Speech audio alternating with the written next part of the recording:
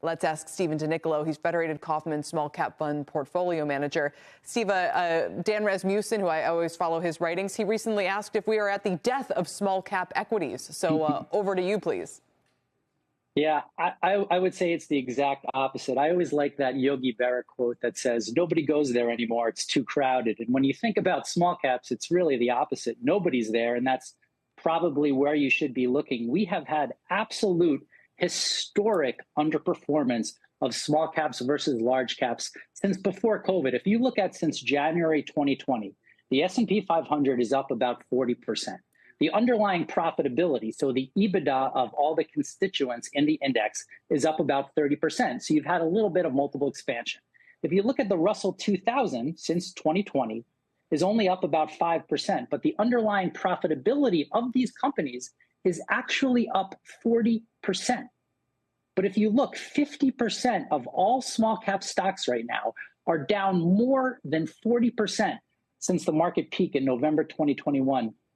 We have never seen that before in history. 30% of all small caps are trading below book value, all-time high. Almost half of small caps actually have net cash. And if you look at their balance sheets, their debt to EBITDA is actually a touch better than large caps. I'm not here to say that small caps are less risky than large caps.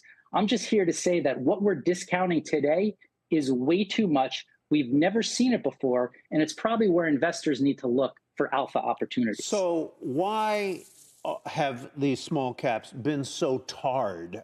My word, not yours, number one. And then what is going to cause that situation to reverse?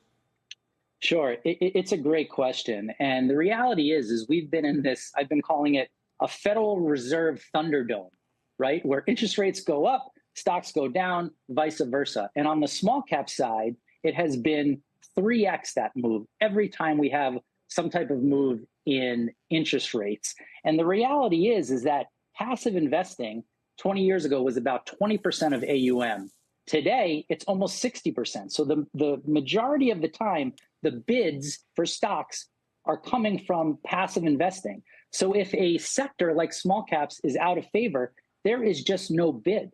I mean, I'm seeing small cap stocks, forget about the day they announce earnings, the day that they announce the date they're going to announce earnings, these stocks are going down. And you have a number of stocks out there down 30, 40, 50% that have hit their numbers all year, have grown profits, have open-ended growth stories, have recent insider buys, and there's just no bid for these stocks because they're not in favor. I just listened to you guys debate Tesla for 10 minutes where you have 50 Wall Street analysts, you have an overpriced car company that's at $1 trillion valuation. It's very hard to get an edge in those stocks. But on the small cap side, you have these idiosyncratic stories where you can really make a management team and a new product can really make a difference at the same point that nobody's looking at these stocks.